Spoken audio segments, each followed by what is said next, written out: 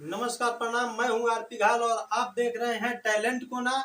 आज हम लोग कुशीनगर जिले में मानसून दस्तक दे दिया है, जो किसानों के लिए बड़ी ही खुशी की बात है और सबके चेहरे पे प्रसन्नता है। इसी बारिश में हमसे मुलाकात हो गई है कुशीनगर के माटी के बोली के कवि उत्तम चौधरी मगन जी से। तो हम चाहेंगे मगन जी से कि आज सावन के पावन महीने में और रिमझिम फुहार के बीच कुछ रचनाएं हों जो मतलब इससे जुड़ी हो, जैसे कजरी हो। कजरी ही मेन रचना है सावन की।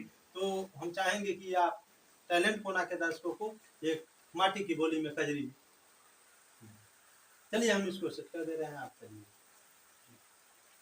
हमर सबके एगो माटी के बोली में कजरी करो सब बानी। स्वागत है। हरे रामा कवने डगर जईबू गोरी बढ़ल छीना छोरिए रामा। हरे रामा कवने डगर जईबू गोरी बढ़ल छीना छोरिए रामा। गैली काशी नहाए सिंगरिया बनी सतुआ पिसान गठरिया रामा। गैली काशी नहाए सिंगरिया बनी सतुआ पिसान गठरिया रामा। रे रामा पंडा निहले टकटोरी बढ़ल छीना छोरिए रामा। अरे रामा कवने डगर जईबू गोरी बढ़ल छीना छोरिए रामा। दूसर का बंद स्वागत है कि जेकर मथवा पर बड़े बड़े जटवा रहिया में बिछावत बा कटवा रामा।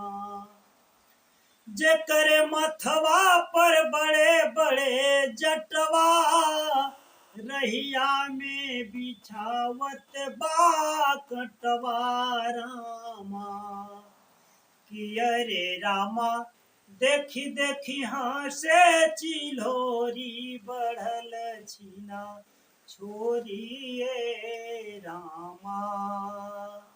अरे रामा कवने डगर जईबू गोरी बढ़ल छीना छोरिए रामा।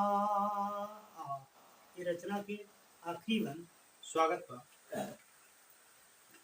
आइल कैसन जमाना सिधवा की दुनिया से चली गईले विधवा रामा।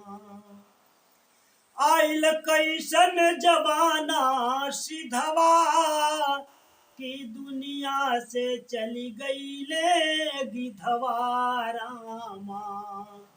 खाला मनई के मनई मरोरी बढ़ल छीना छोरिए रामा।